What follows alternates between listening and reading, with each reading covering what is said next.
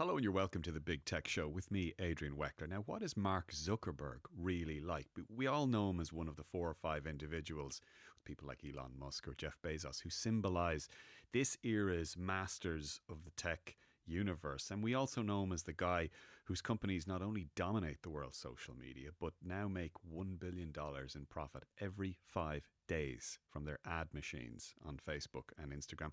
What about Zuckerberg himself? I mean, is he wooden? Is he ruthless? Insecure? A chain wearing, jiu-jitsu mastering bro?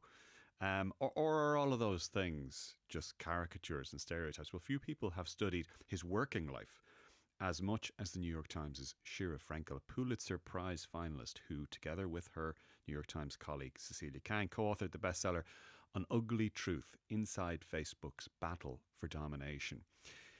Sheera, I met him once in Dublin, and I thought that while he was in control, he seemed a little robotic. And one thing that did surprise me, didn't have a presence or an aura when he walked into a room. Very unlike a lot of the other big tech founders and CEO that I've met. Is that fair?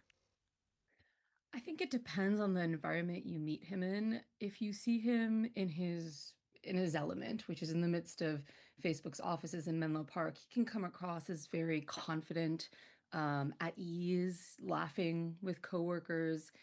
It's clear that he is someone that is not comfortable in front of media, or I would say unfamiliar environments. And so in those settings, where I also have observed him as a journalist, he can seem very scripted.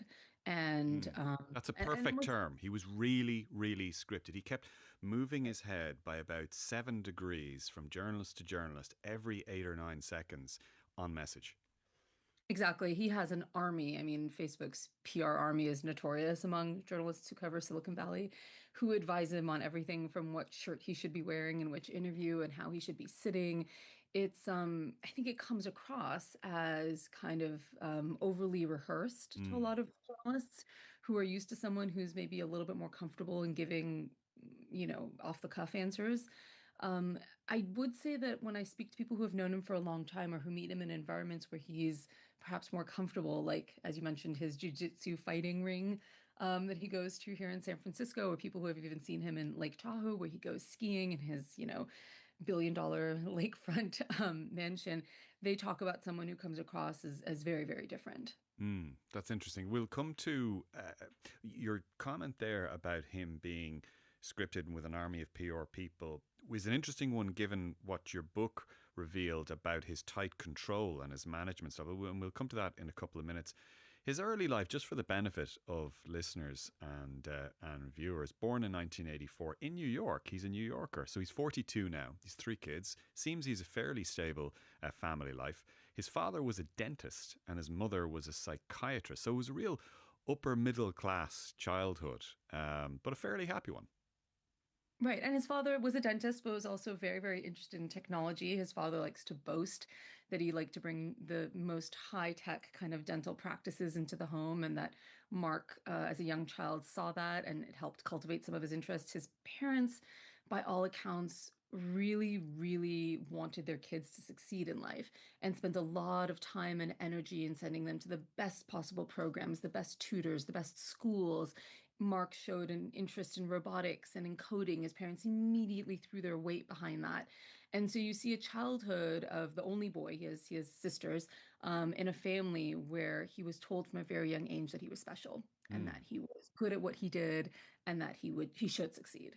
And I think at the age of 12, didn't he create or program something for his father's dentistry office called Zucknet? Was it? Was that for his father's dentist office? It was a family. It was for the families, for home in general. But yes, exactly. Naming it after himself, I would note.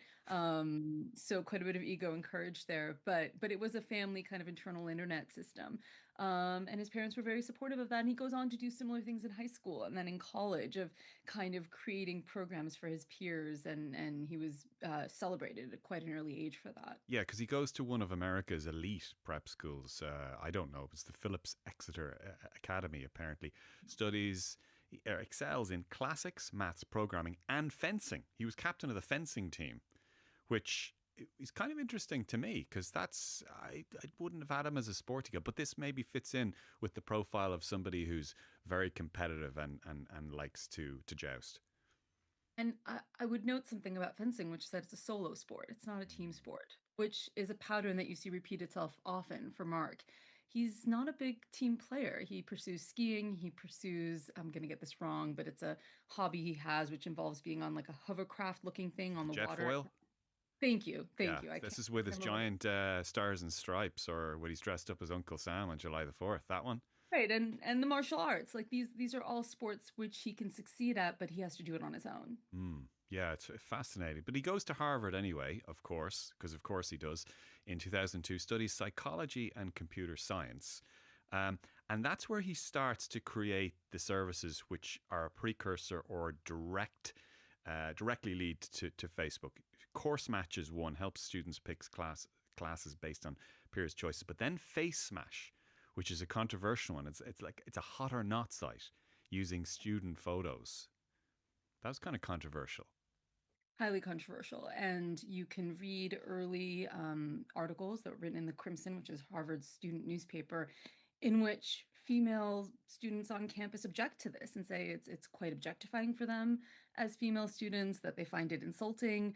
And you have, I think, in one article I read, he is celebrated by some of the fraternities for creating this thing, but even they kind of ask, should we be doing this to our female classmates? Yeah, yeah, interesting. And this maybe is a sign of his willing to move fast, ask ethical questions later, I think, it in I think you're referencing the Facebook slogan, which is move fast and break which things. becomes the official slogan later on. But I'm wondering even And before they and as verbalize that.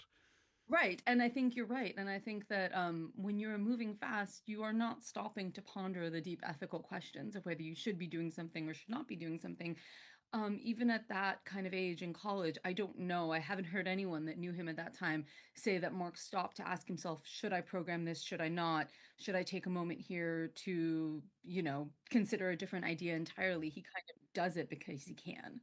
So he goes on anyway to launch the Facebook. He founds it with Dustin Moskovitz, Chris Hughes, Eduardo Saverin, and then obviously the dispute with the Winklevi twins, Cameron and Tyler Winklevoss, and that legal fight becomes famous in the movie The Social Network. Did you think, by the way, his portrayal was accurate or fair in The Social Network?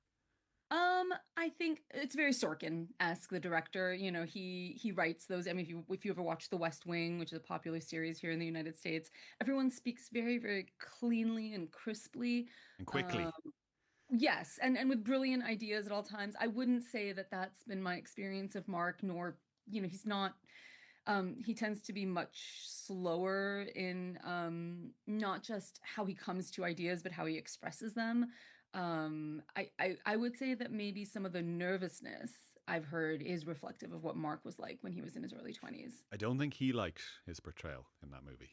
He very much did not, actually. And it's funny, one of the anecdotes I think we have in the book is Sheryl Sandberg attacking journalists early on, saying, how could you portray him like this? And how can you cover him like this? And she describes him as just a young man and he should be left alone and all that. And so you really saw Facebook go on a PR offensive against that movie because I think for quite a few people all over the world, that was their introduction to Mark Zuckerberg. I wonder what he's going to make of Jeremy Strong's representation of him in the next one. It's funny. I happen to be friends with the journalist Jeff, who wrote the book that movie is. He lives here in Oakland near me.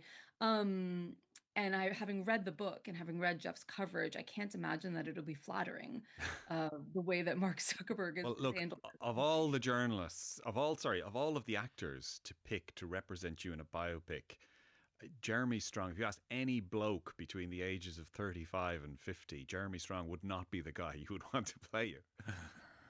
Yeah, I mean, look, he's clearly a phenomenal actor. Yeah. I think he's known for his method acting, and I imagine he'll have spent a lot of time watching recent news clips of Mark Zuckerberg and how he moves in public and how he speaks.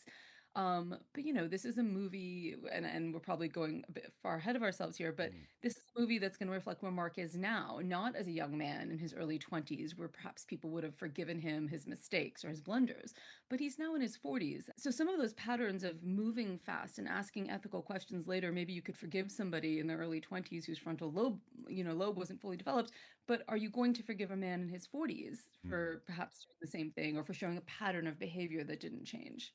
Yeah, and I mean that motto, move fast and break things, which they did ditch eventually. But your book now paints Mark Zuckerberg kind of, I wouldn't say isolated, but as it grew, he had a sort of a smaller, trusted, inner circle. A lot of filtering of information, and wasn't as exposed as much to dissent, to people saying, "Look, this might be a problem." Certainly. And actually, I'd just add one thing, which is that move fast and break things was changed as Facebook's official motto, because I think they were skewered in the press for that particular motto. However, if to this day, if you go to Facebook's headquarters, that is the code for their Wi-Fi.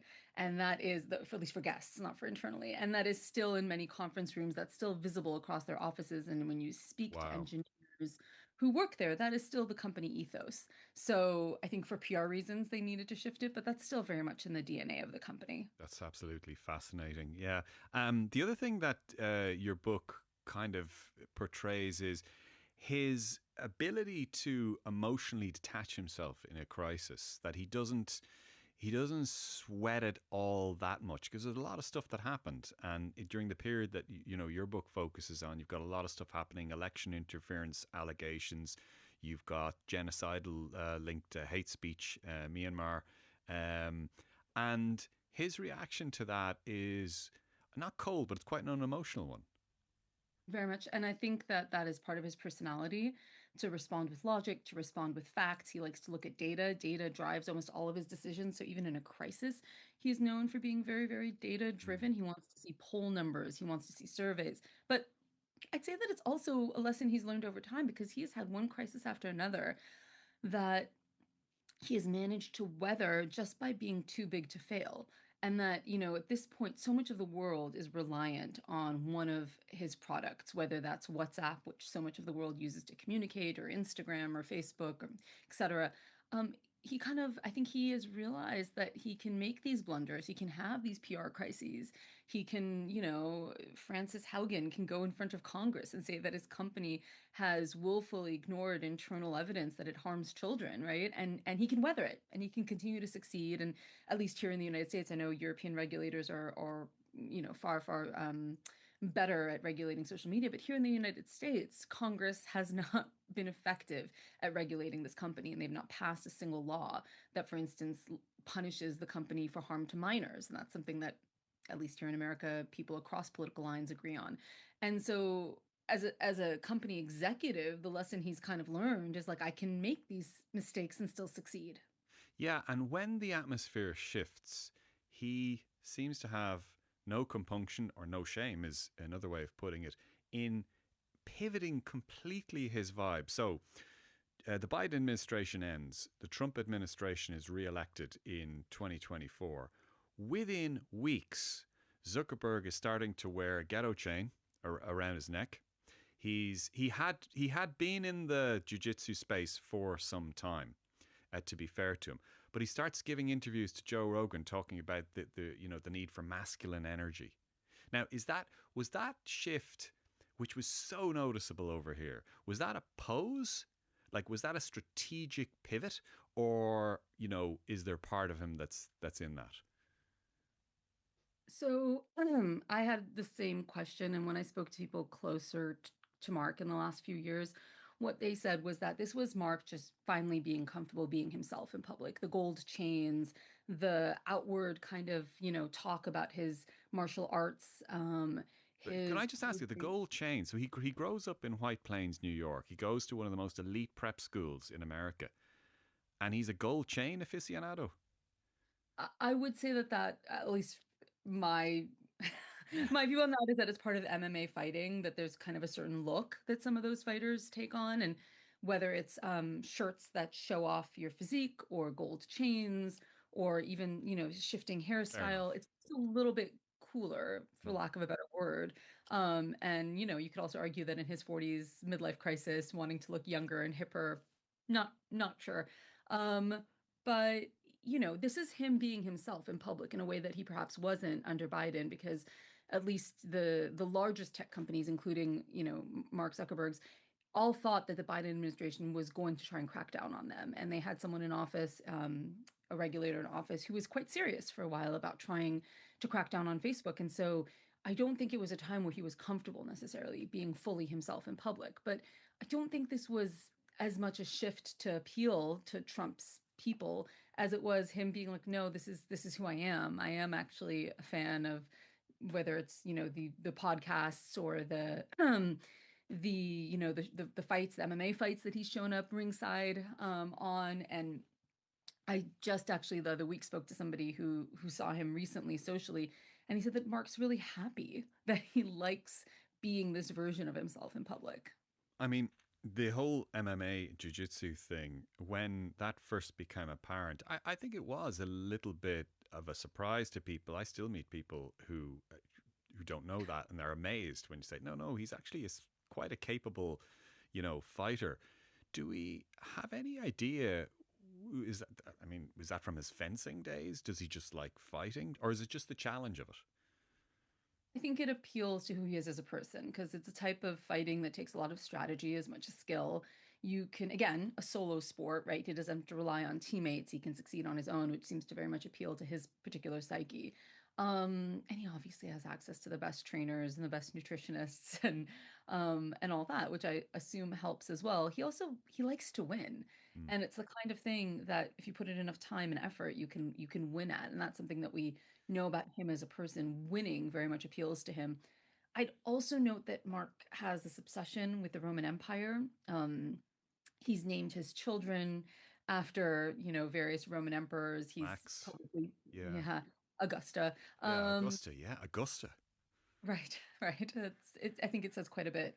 This particular emperors that he seems Yeah. to value, but he is someone, whether it's fencing or MMA fighting, I imagine that those are sports that would have in some form existed back then.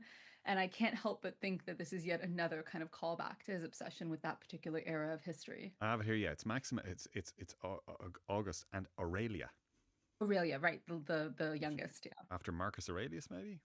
I would think so. Yeah. Now, look, to be fair to him, because we are, we're making fun a little bit of him here, but on in his family life, he met Priscilla, his who became his wife at Harvard, way before Facebook was, $1 billion company. So the seeds of that, and he has three daughters now. The seeds of that relationship have seemed to be set a long time before power and riches came along, and it looks to be quite strong. Yeah, but by all accounts, him and his wife have a very strong relationship. She is publicly extremely supportive of him, including leaving her medical practice in recent years to run the foundation that's named after the two of them. And so you do see a marriage there of really what seems to be two people very much supporting one another. Yeah, yeah. The Call them wife guys here in California. I don't know if you guys have that term. wife guys. Okay, yeah, Men yeah. who publicly support their wives in public.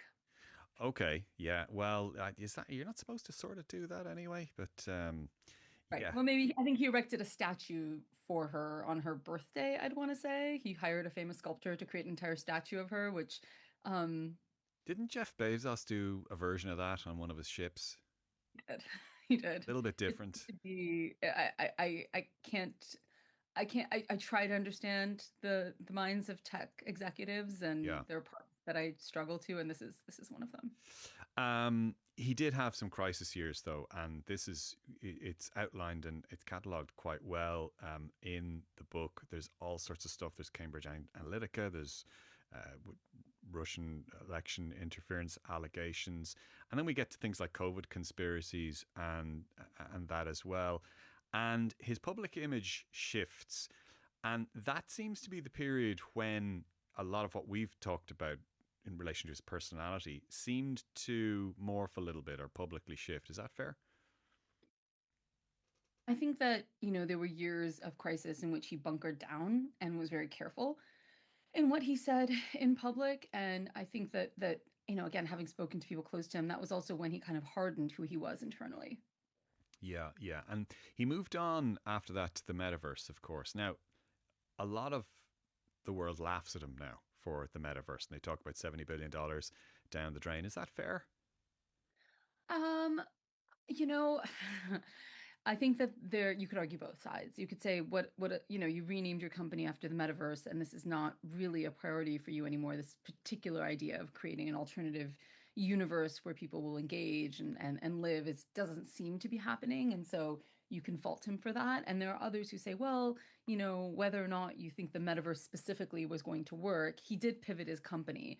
And now every tech company is pivoting to AI. That seems to be like a lot of the engineers that were focused on the metaverse have just kind of shifted over into AI. And so, you could argue both sides. You could say, well, he shifted engineers and now they're just focused on AI. Maybe that particular name isn't relevant. Hmm. Shift into new types of technology and emerging technologies was perhaps important. On AI, there is a narrative that Meta is behind, that it isn't really playing at the same table as Anthropic, OpenAI, and Google as well. Is he, do you think he's worried about that? I would think so. I mean, we know that he has struggled. Meta has struggled to attract and retain a lot of the AI talent that other companies have acquired, and this is the type of race where you really need the best of the best in order to be able to compete. um, Without getting into too much of the kind of history of Anthropic and OpenAI and these other companies, they are very deeply kind of competitive with one another in how they acquire talent, and they all have their own position on how AI should be developed. And Meta, and whether it likes it or not, has in recent years developed a bit of a reputation of being a bit reductive in the technology that you see them, for instance, coming out with Threads, which is very much meant to supplant, I think, Twitter, or now known as X. Just the other day, there was a report that Mark Zuckerberg was asking engineers to try and come up with a new app for predictive, what is it Yeah, called? it's Right, it's predictive markets, essentially to ape the likes of Polymarket or Kalshi. precisely. Do we think he's serious about that? I mean, one would ask the same about threads and other things. And I think what he has discovered is maybe he doesn't have to be the person to invent something. But given Facebook's sheer audience, as long as he does a version of it, there is a certain percentage of Facebook's population that will migrate over to it because it's convenient and easy. I mean, Threads very much was one of those things. I don't know if you experienced this, but Yep. if you are any of Meta's products, whether it's WhatsApp or Instagram or Facebook, you get pushed onto Threads. And you eventually kind of think, well, I've got no choice. They keep prompting me to add myself into this network and they keep showing. I found myself one time clicking on a message I thought someone had sent me. I think it was on Instagram. And all of a sudden I was on Threads and I was like, well, I guess I'm registered on And Threads now now. you're counted as a user. When And Andy now you're Stone counted as puts out a user. those, blockbuster figures for Threads, um, I, of course, Facebook, Meta, Mark Zuckerberg, great track record of either copying other companies or just buying them. I mean, Instagram for $1 billion, arguably the WhatsApp. greatest acquisition in history. Yes. And WhatsApp, another acquisition. So I think he wanted early on in his career, when, again, speaking to people who knew him at Harvard and his early days at Facebook, he wanted to be known as one of the great engineers, one of the great inventors. He wanted his reputation to be that of the boy genius who came up with the world's first global social network. But I do think if you look at the trajectory of him as an executive, it's much more as someone who's made a number of savvy business decisions in terms of what companies he acquires and what companies he mimics to the point of making them Hmm. extinct perhaps in the long run. Finally, Shira, how do you think history is going to judge him? you know I think it's left to be seen. He's still quite young, Hmm. and I think as a society we haven't fully reckoned with the changes that social media has brought. And I say this as somebody who essentially wrote an entire book on this. But I think just now we're starting to talk to people who grew up in social media. I'm the same age as Mark Zuckerberg, so I remember getting it when I was in college. But when I talk to people, young people who have been on social media since they were 13, 14 years old, a lot of them talk about the ways that it negatively impacted their lives and how they wish they'd been protected from it and how they think it's wrought sort of negative influences for young people all over the world. And so I don't know that we know yet. I think Hmm. that we could see regulation coming. We could see a global pushback against perhaps some of the more harmful parts of what he's introduced to society. I won't argue that all social media is bad, but certainly some of the addictive aspects of it, some of the problems around very young people being exposed to it. I imagine that if that were to change, in 100, 200 years' time, we look back on social media as something very different than now, when perhaps you look at it and you go, well, was this a very dangerous thing that he actually unleashed onto society?